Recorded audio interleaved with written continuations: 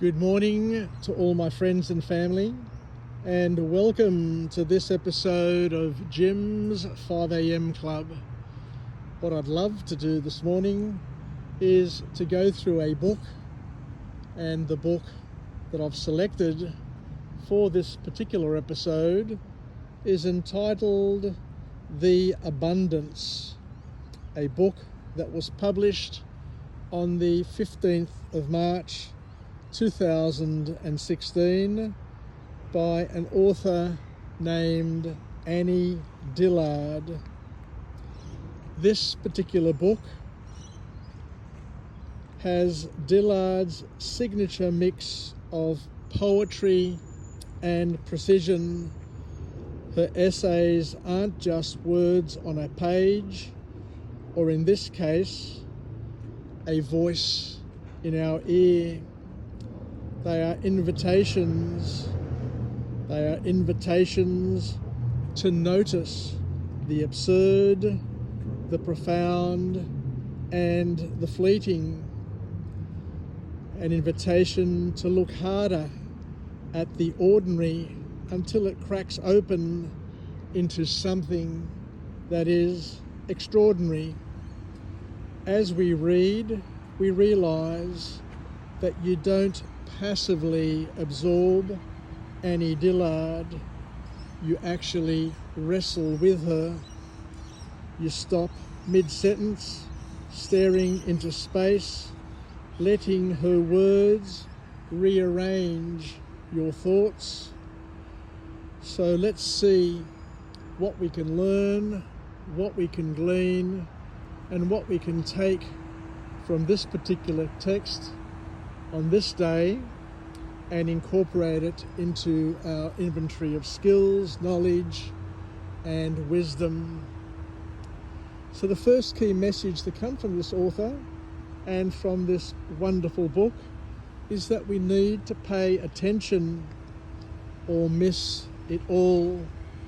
Dillard writes and speaks like someone who has spent a lifetime looking very hard at the world, a moth caught in a candle, the movement of water, the way light slants through a window.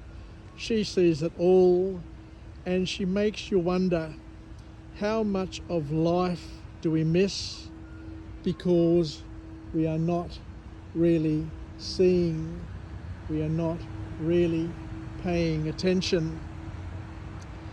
Listening to her, one feels an uncomfortable truth settle in.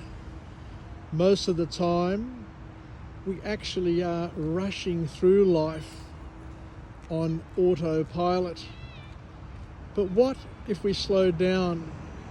What if we noticed more? The way she describes it, paying attention isn't just about seeing beauty, it's about witnessing life before it slips away.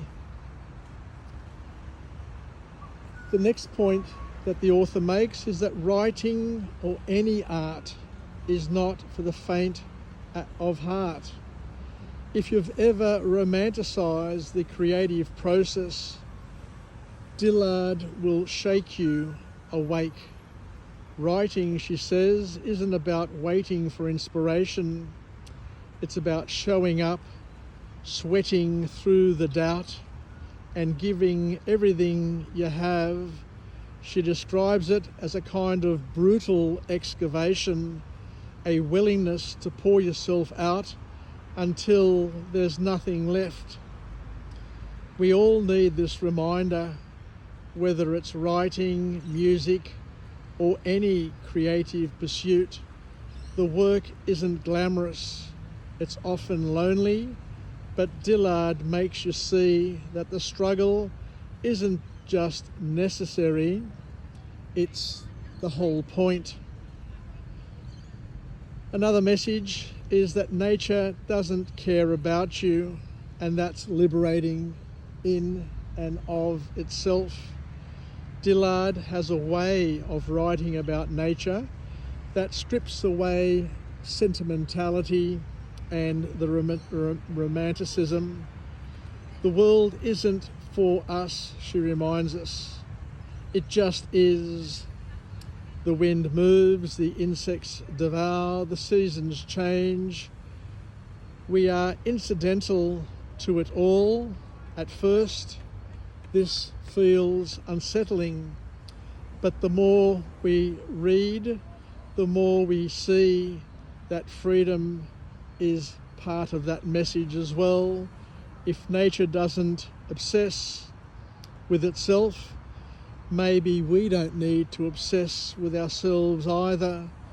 Maybe we can let go of all the small worries and just exist the way that everything else does. Another interesting point that comes from this author, which is quite powerful, is that she says that comfort is overrated. Dillard doesn't coddle her reader. She writes about the discomfort of thinking deeply, of confronting reality, and of pushing through uncertainty. She tells stories that leave one unsettled, not because she enjoys unsettling us, but because she knows that by unsettling people, that's where the growth actually happens. Hearing this in her own voice makes it impossible to ignore. It makes one question how often we see ease over challenge, safety over experience. Maybe the best things in life aren't supposed to be comfortable. Another point which is quite powerful is that time is slippery, and the call to action is to use time well. One of the most haunting ideas in this book, Abundance, is how easily time escapes us, escapes everyone. Dillard talks about the way entire years can pass unnoticed, how days can blur, how we wake up one morning and realise we've wasted too much of what we can't get back.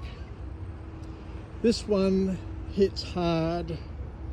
How often do we treat time like an unlimited resource? How often do we wait instead of acting? Dillard's writing, steady and insistent, reminds us to pay attention on how we spend our hours, because they add up faster than we think. The author also talks at length about the fact that life is both terrible and beautiful at the same time, which is in itself quite liberating to hear that way of it being described. Dillard doesn't shy away from life's contradictions. She writes about cruelty and wonder, suffering and joy, often in the same breath. One moment she's describing death with unflinching realism, the next she's marvelling at a sunrise.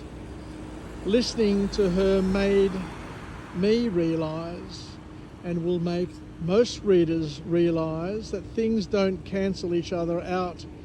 The world isn't either or, it's both.